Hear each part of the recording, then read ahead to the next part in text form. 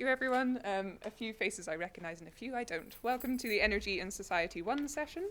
I have an interesting disclaimer, which is we only have 2 speakers out of 4/5 that we were meant to, and I've been asked to be on TV just after 2 o'clock, so we're going to try and finish without torturing these guys for an hour, and more towards, well, we'll see how we go, but 2:20 at the latest. So, without further ado, I have a whole 2 people to introduce. We perhaps take a vote on who wins the £50 prize. And the first person that's coming up is Finlay Bain, who will be talking to us about mine water geothermal. So theoretically, you have 8 minutes, but it can be a bit less. Cool. Hi everyone, I'm Finlay. I'm at the University of Strathclyde. And my research is looking at the deployment of mine water geothermal energy and the social and economic aspects around that. So if we're developing energy resources, how can they adhere to tenets of justice and that are place-based in their fabric? You might have saw on the previous slide, I'm only around 6-7 months into my PhD, so I've not got answers for you today, unfortunately. I'm hopefully here just to provoke kind of interesting questions and different sort of thoughts. So yeah, I'll do a quick contextual background to the project and kind of try and give a direction of where the research is heading. So yeah, first, what is mine water geothermal energy for those of you that don't know? Essentially, it's a repurposing of former mining infrastructure. So you can see on the left an active mine.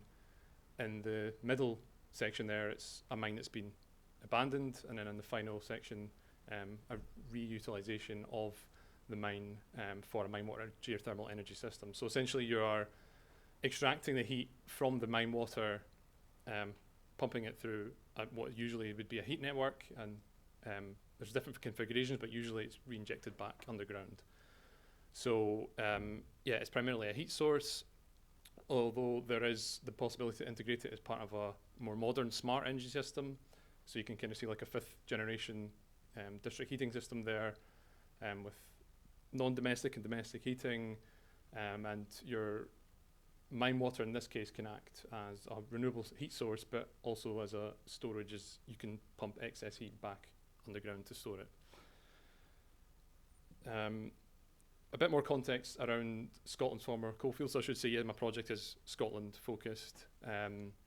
Obviously these were places of great industrial power and quite literally powered parts of British economy and society over the last 20th century, and they're also been at the forefront of different kinds of transitions, particularly when we think about the process of deindustrialisation. And it's important to note, I think, that deindustrialisation is a kind of a long process. We think often about, the miners' strike and this very harsh, abrupt end, but in fact, over the 1950s to 1970s, it can be considered a managed transition where community obligations and the workforce secured different kinds of transfers of jobs and closures, so that in fact employment in these areas was actually kept relatively stable.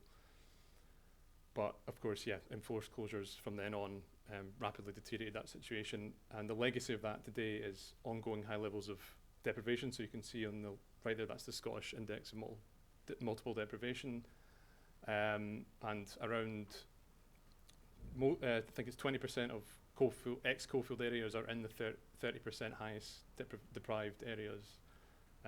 So there's loads of ongoing economic, social and health disadvantages, as well as fuel poverty, and obviously with current energy crisis, these communities are at the forefront of bearing the brunt of that in a lot of cases. So practical relevance, why even explore this? Why look at this? Well, there's obviously the net zero energy transition question. We have the traditional idea of the energy trilemma. Obviously our system is largely unaffordable for a lot of people at the moment. It's certainly not delivering on the carbon reductions, it's an environmental sustainability agenda, and we are a net importer of energy. So this is an indigenous source of energy, so it has an opportunity to address this particular policy agenda. I've touched upon the fuel poverty and socioeconomic aspects of it as well, and these are kind of long-standing issues that have been remained unaddressed for decades now. And finally, the just transition and levelling up policy agendas. So that's a quote from the Just Transition Commission, which directly references the sort of structural changes that happen to coal mining areas, and how that can't be part of any kind of future transition around energy technology. Yeah, a bit of theoretical relevance. So far, geothermal energy has kind of received limited attention from social sciences.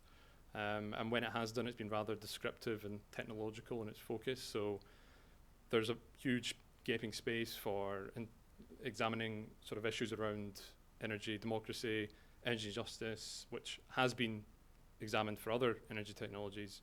And issues such as ownership, access and equity. There's also a kind of general lack of understanding within the energy justice scholarship around transferring the principles and the theory into practice and how it's going to interact with policies and business models. And finally, there's a missing piece here connecting energy justice, place-based economic development, particularly within a deindustrialized context. So by sitting kind of at the cross-section of a lot of these issues, hopefully this PhD can advance learning on that, because there's no certain that it's going to be positive or even doable for these communities, but hopefully we can advance understandings on that. Just trying to explain a bit of the the jargon terms there for those of you not in the social sciences. We have kind of two alternative perspectives here on how to place people at the heart of resource development. We have the idea of energy justice on the left here, procedural justice, so fairly involving those in the processes of whatever development it may be. Distributive justice, where the costs and benefits and where do they lie, and restorative justice, so acknowledging the different roles and different people and places that are involved in developments, and repairing harms from the past, and potentially ongoing ones that are caused by energy-related developments. And then Arnstein's ladder of citizen participation on the end there. I guess an interesting point here is that obviously participation isn't a neutral concept. It is, by nature, advancing ideas of democracy and participation. So it's not something that we can just casually engage with, which can often result in negative impacts on communities who are kind of given piecemeal or informing or consultation fatigue. It's a pretty common thing for these sort of communities. How can we bring these sort of ideas into practice and how we develop mine water schemes? We can learn a bit about the environment and the landscape in which these sorts of schemes develop from political economy and socio-technical transition perspectives, where we can understand the role of different institutions and actors in shaping development pathways, and essentially asking who are the winners and losers. And from this, we can sort of begin to understand what the energy justice perspectives might be. Obviously, climate justice or injustice can become quite apparent when we think about floods in the global south, and global south communities generally not playing a big role in greenhouse gas emissions. Equally, energy injustice, we have coal-fueled communities in fuel poverty who are paying some of the highest bills for their energy, and they've kind of had little to no power in the creation of those conditions. So it is about a wielding of power here. So bringing that into something more practical, sort of engaging with the business model literature or ideas of business models, which obviously is around how an organization captures value, and the sort of economics that are associated with that. There's kind of been this idea of triple bottom line within business models or business spheres for a while, but it's really failed to sort of account properly for the social and environmental impacts of businesses. So there's a huge space here to actually develop proper, co-develop, I should say, business models which sort of revolve around the tenets of energy justice that I've just discussed, and hopefully bring to light some of the positive and long-term co-benefits, so that energy planners can actually plan for an equitable future where energy systems actually serve social and environmental benefit and well-being. And an idea of place-based development, obviously, when you say community, it's, you know, it's one of the most loaded terms possibly around at the moment. But from studies into community work, the idea of place is always at the core of that. There's obviously communities of interest as well, but place certainly seems to consistently come up as a sort of way to structure your development in this sector. So combining these kind of ideas, but also understanding that, you know, it's quite difficult as a community to engage in energy projects or different projects. So what kind of social capital and ideas of social and collective entrepreneurship are required to engage with these sorts of schemes? So yeah, this is kind of where I'm sitting with research questions, where I'm going to go. So it's kind of trying to find what role can mine water schemes have for communities and their visions of development in their area. It's very much not about me coming in as a researcher and sort of suggesting some top-down ideas around, you know, what it's going to do for them. It should very much be a co-produced set of outcomes. And, you know, they may just say, you know, go ahead, that sounds great, but they may not. And so, yeah, there's a need to better understand how coalfield communities feel about the infrastructure that's sitting with them and has been for decades. And then, yeah, secondly, what kind of business models and governance structures are going to maximize the co-benefits and embed justice in mine water developments, and what those outcomes can they be tested against current policy and practitioners, and what kind of steps are needed to overcome those barriers. So the methodology will kind of look something like this. I'll be exploring different coalfield areas where mine water developments are likely to occur. There'll be an initial framing data collection, which will involve interviews with the community and with stakeholders to understand what the key themes are. And then I will take those sets of findings into the second phase, which is around creating these development approaches and business models. And that'll be done through participatory workshops, bringing in expert stakeholders, so your industry, your coal authority, your local council, but also the community as well, so that all voices are there.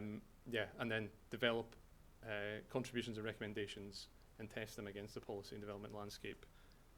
It may be that, you know, they're not currently possible, but then we can start to learn more about the landscape in which they're situated in.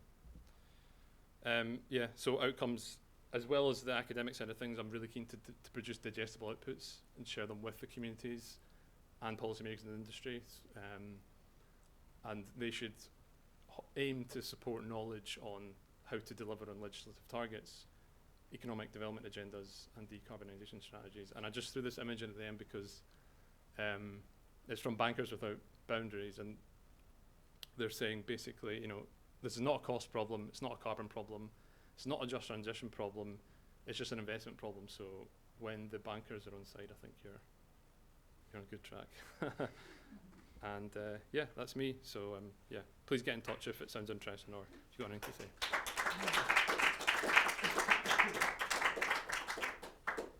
Okay, thank you very much. Bear in mind, we will take a vote on who wins. Any questions from the audience? And I'll do engagement. Yeah, community exactly.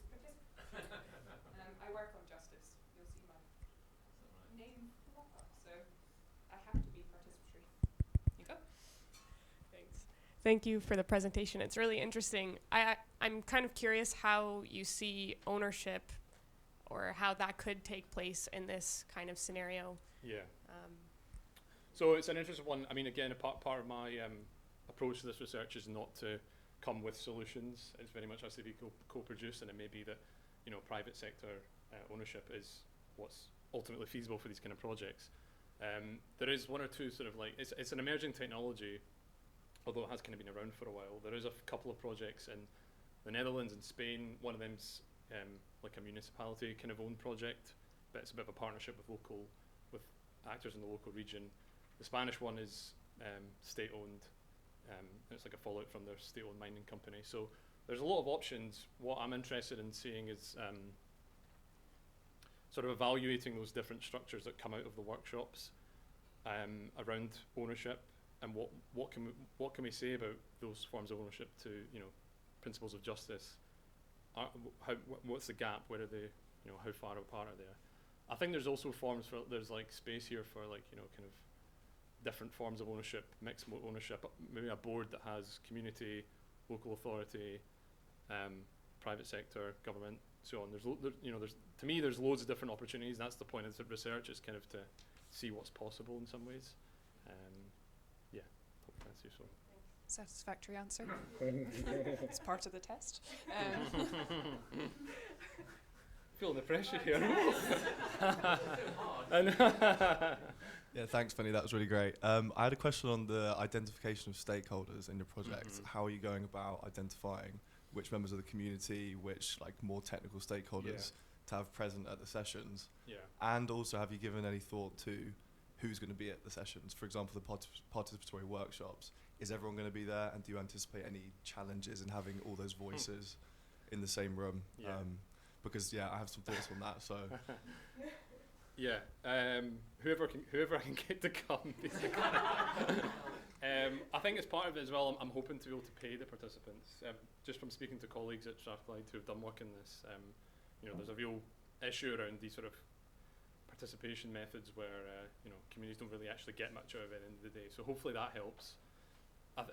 Fortunately as well, there's some really great historians working in this space, particularly at Glasgow University, a guy called Ewan Gibbs, who's helping me with the project, and hopefully be able to use he's done a lot of social history documentation of these mining areas, so I'm hoping that I can use his contacts. But yeah, there's in all mining areas, you know, there's always like the sort of miners, after the industry fell apart, they all set up like a museum or like a society, and those are the sort of networks I'm kind of looking to get into from a community perspective. And then obviously in a stakeholder level, you know, there's different mine water developers, Scottish Government, local authorities are obviously going to be involved with this kind of project, just because you need that anchor. Coal authority are obviously relevant. I think there probably will be loads of tension and difficulties, and that's maybe just, you know, that's the nature of things. I mean, you can't really get around that. I guess it's kind of trying to find, the aim will be to try and find where there is coalescence, and, you know, maybe, and there will be areas where it doesn't all align, but I think that's part of the process. So, yeah. Did I feel like you had another thing that I may have missed. No, is that all right? Yeah. Okay. Cool. I looked at one of these once where they held one of these workshops during the working day, like 2 days before Christmas, and therefore got about 4 people to give feedback, which was very strategic. Any more questions? Yeah, thanks, Finley. So I actually live in East Ayrshire myself, and as you will be aware, there are quite a few ex-mining communities in East Ayrshire, and I know them fairly well. A friend of mine is a councillor on East Ayrshire Council, has to deal with these all the time. I'm a little bit sceptical about all this community engagement that people talk about. First of all, for the reasons that have been picked up here already, but also because these are communities that have essentially been, and I'll use the word maybe inadvisedly, downtrodden for the last 40 years, are not used to knowing what it is they want or what they think they should be able to achieve. So I'm just wondering how much, and I think following on, you're going to analyse exactly how you're going to get these communities to engage with you, because I'm not convinced that it's as easy as that. And the second thing is, what was also very interesting is that we say the banking community consider it to be a business problem. So if it's about business models, which I think is what you're talking about, then are you actually engaging with, you know, business studies or whatever it is to actually figure out if there's maybe a different way? Because I know you're worried about having things done to people, but generally speaking, what they want is they just want something that's fair. They don't necessarily need to be involved in the decision making, is my view. Mm-hmm. Nobody involved my parents in the decision making when somebody came into the house in the early 60s and changed their hydrogen cooker to a methane cooker. It just happened, and they were thankful for it. Yeah, I mean, sure. I mean, I guess, you know, everything you said may be, you know, your intuitions may be right. The point isn't about, you know, me assigning some kind of like rosy picture of what community participation is going to look like in practice, or what it will go on to develop. As I said, you know, these communities might just turn and say, "Oh, get away, build it." Like we don't like as long as our bills are cheaper or whatever. You know, they have their own concerns, but the process of procedural justice is around at least making that step. So I guess that's kind of the perspective I'm taking it from. And I mean, the green finance, as it's called nowadays, has obviously got a role to play here. I think from I've not done the research part of it yet. From my understanding, a lot of these people in green finance what they want is long-term security, and who provides longer-term security than the residents of an area? They are there for the long term. The council's there for the long term. So findings may be that with the current UK democratic and governance system, it's not really doable in the way that the workshops suggest, and that will be findings of this project, which is maybe there's changes that we need to make at a more structural level, I guess. So yeah. Okay. Any final questions? Have we terrified him enough? In that case, big round of applause again.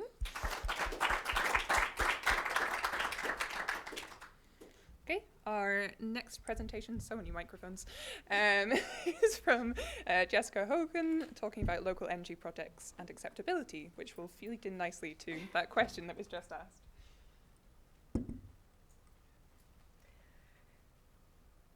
Yeah, actually that was perfect. So thank you for going first.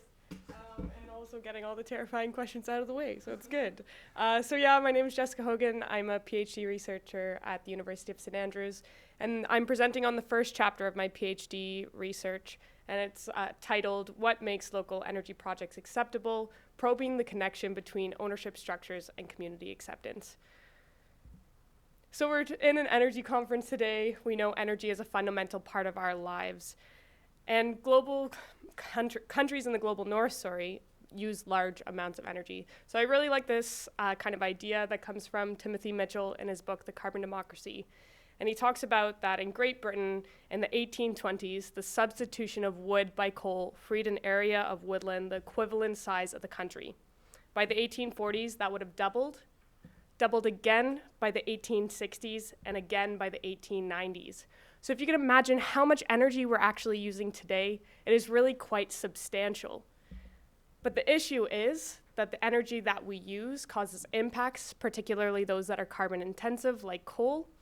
And so it's become a big part of the climate change dialogue. And of the 5 campaigns that were discussed at COP26 last year, 2 of those focused on energy. One stating that to meet the goals of the Paris Agreement, we need to move away from coal and towards clean power about 5 times faster than we are at present.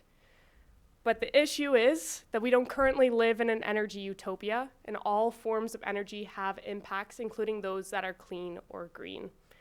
And these impacts include social impacts. So with wind energy or solar, we see kind of a movement moving closer to where the energy consumer lives and in more locations. And we see an increase in local resistance.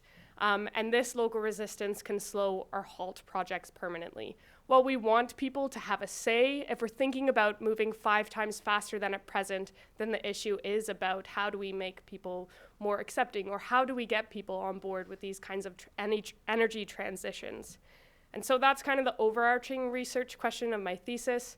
What drives local acceptance of onshore wind energy? How can we go from power to the little people being about dismantling or taking down wind energy to becoming a part of their community? So policy makers, researchers, and the media have really pointed to community ownership as a way forward, providing many different things, including higher acceptance, but also providing greater benefits and greater involvement. And so the kind of gap of my first research question is really to untangle why community ownership leads to greater acceptance. So what is it about community ownership? How can we better understand this so that we can better understand how to make projects more acceptable for the future?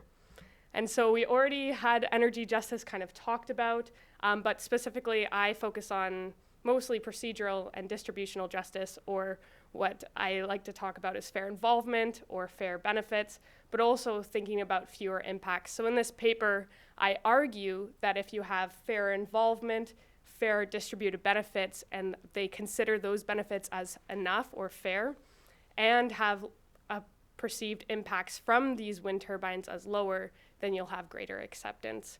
And so I looked at this in Scotland because it is a global leader in community ownership projects. They even have a policy on how communities are meant to benefit from renewables that are onshore, and these are called the Scottish Good Practice Principles. And so within that policy, there are 3 forms of ownership, one being that there's no ownership, and that's privately owned, and they are provided with community benefits through a community benefit fund that is £5,000 per megawatt installed. The second one is shared ownership. The project that I look at is a cooperative, but basically shared ownership is about the community becoming a financial partner over the lifetime of that project. And then finally, locally and community owned, I focus on fully community owned, which is where the community obviously fully owns that project, but also receives all the benefits, but also has all the responsibility for that project. So I looked at these 3 different forms of ownership in Scotland. Up in Caithness, that's the privately owned project on the north top of Scotland. Dunvegan, which was the shared ownership or the cooperative project, and then Point in Sandwick, which is the fully owned project. To make this kind of clear about how much benefits they're provided, the privately owned project, I said it provides the £5,000 per megawatt installed. So for this project, that's about £149,000 per year. Whereas the community-owned project, they earn £900,000 per year, which will then increase to £2 million per year when they fully paid off that. Now, shared ownership is somewhere in between. They also have to provide a community benefit fund, so they get £45,000 in the community benefit fund, but as a cooperative, people who had invested in the project get 9.1% back on their investment. What's great about this cooperative is that Falk Renewables made it so it was between $250 up to £20,000 they could have invested. So a smaller investment, you still got 1 membership, 1 vote in that kind of cooperative. So that's just to show you a scale. I know that's a lot of information to kind of take on board, but you can ask me any questions after. And the methods that I used was a survey. I went into these 3 communities. I did a postal survey because of COVID. I wanted to go out there, but of course couldn't. But I had a really good response rate of 39% overall.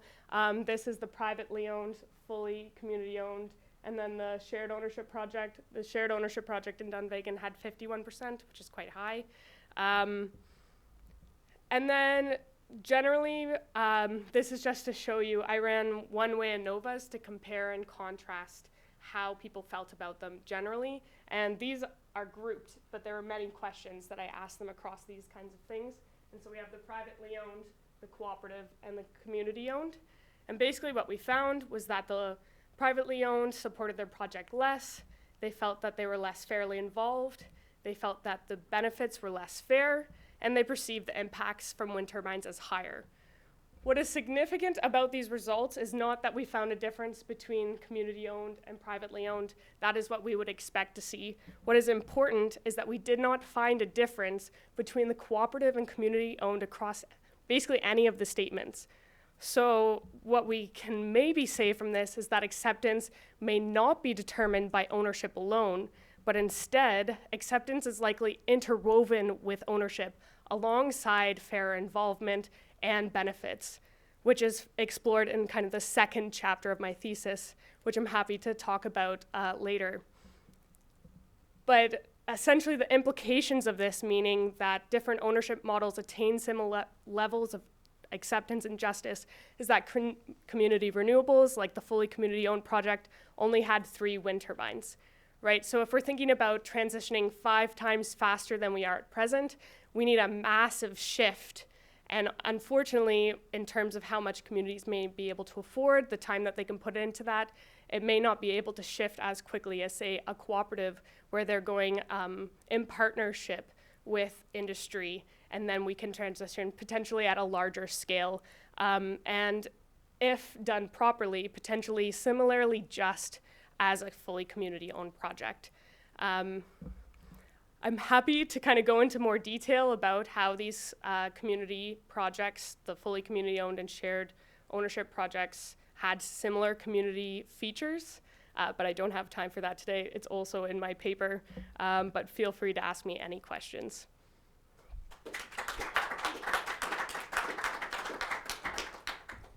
Thank you very much. We had shared supervisors, Charles and Darren, just many years apart. Any questions from the audience?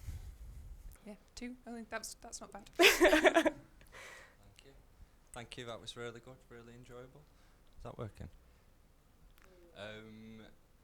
Yeah, so I was just wondering, I suppose it's probably from the literature that you've looked at, if you've seen or think there's much difference between, well, different geographies, so with those 3 case study areas all being quite rural, and I suppose feeding on from the last comment about the kind of deindustrialised, deprived areas, there seems to be a sense that people think certain places are maybe more involved or have the capacity to be more involved for a whole host of reasons. And yeah, to what extent do you think what you found might be transferable to other areas geographically, like deindustrialised mining towns? I think that's a really good question, because I think with community renewables in particular, a very big challenge is how much time communities have to put into that and what they're getting out of that in return.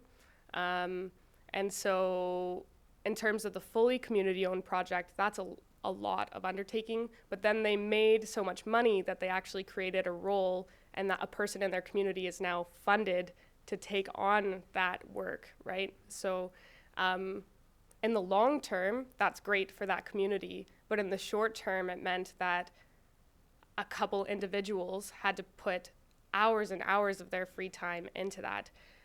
With a shared ownership project and how things are kind of changing in the Scottish government recently, is that they're really pushing for shared ownership, I think because of kind of time, but also how much they need to expand by.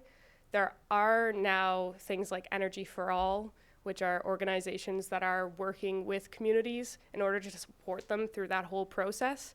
But while that exists, there's still an issue of that's still people's time, and you have to have people who are really interested in bringing that to their community. So it's, yeah, I don't know. And I think that you need the support mechanisms from the government in order to, or from other kind of actors to support those communities. So in terms of transitioning that into other communities, it really depends on the people who are there, what information they have beforehand. If the government is pushing for shared ownership projects, that might mean that industry actors have individuals working for them that are there to support the communities. Yeah. But yeah, it's complicated. Yeah, thank you. Sorry.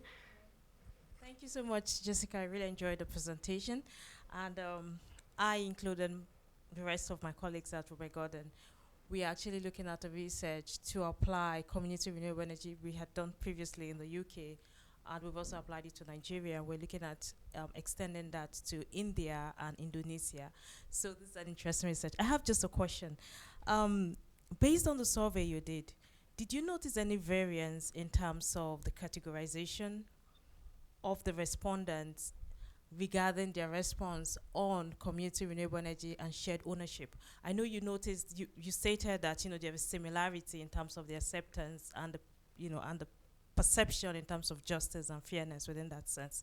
Did you notice any variance or any element that was different? Off the top of my head, I don't think that there was actually very much difference between how they felt about a variety of different things. And I've actually done this in a model to see how these factors influence acceptance in my second chapter.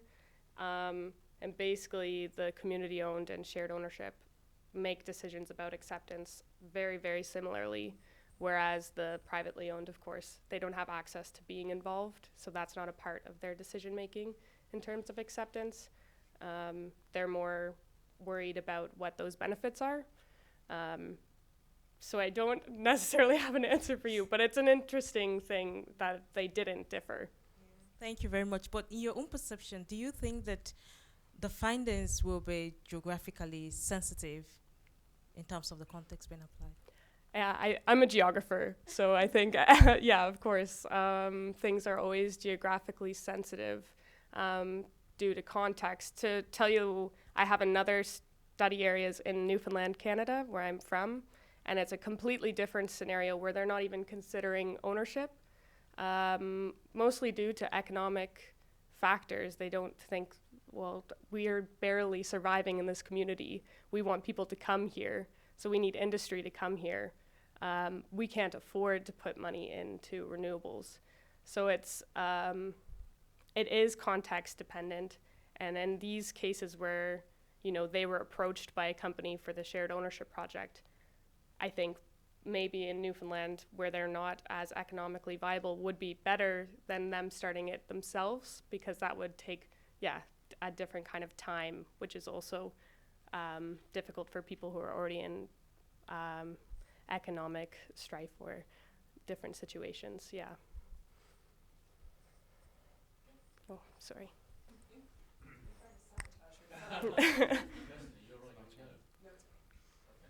Hi. Yeah. Really interesting.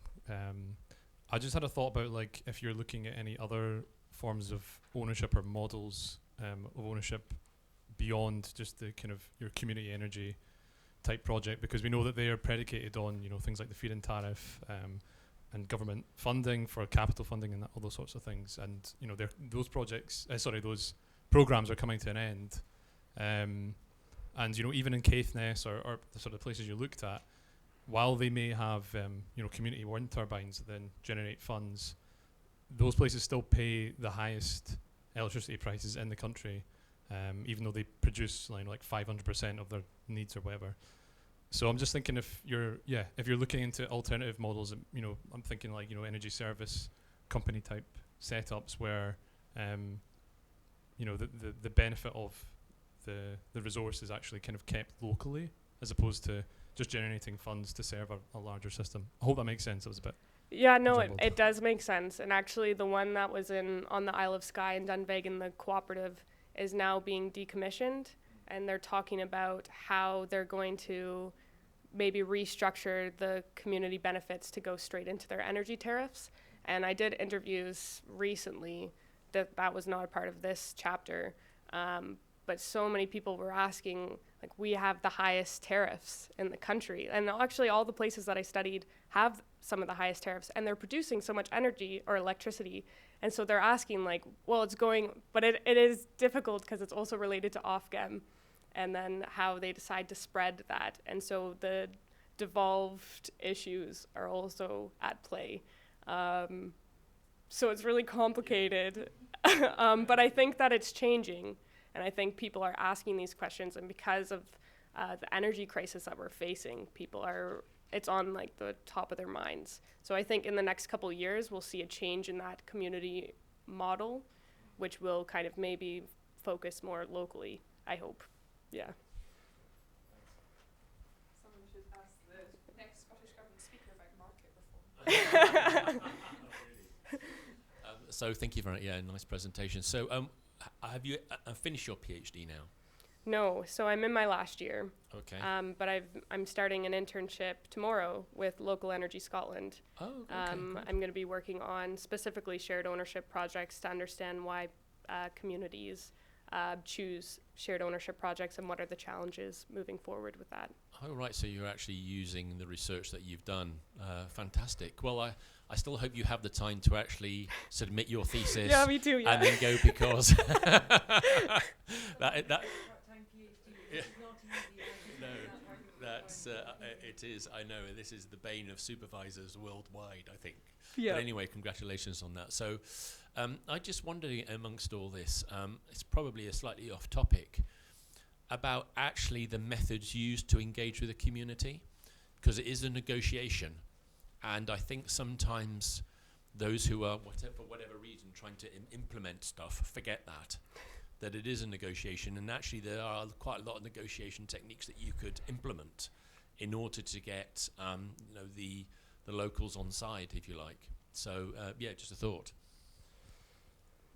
Sorry, so is it about how do we get people on side and what do those negotiations look like? And I think, well, the main finding from my whole thesis is that it really is context dependent. And that comes back to that, what you said earlier actually, is that starting those conversations earlier, understanding those expectations, because a community might just say, I'm not interested in being involved. I'd just like you to come in, do it, bring jobs or whatever, and I don't care.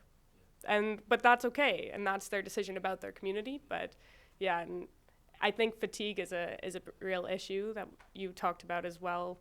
So especially as more projects are coming about, and I mean in Dunvegan now there's 3 new projects, and so they've been 3 consultations at the same time is a lot. Yeah. Thanks very much.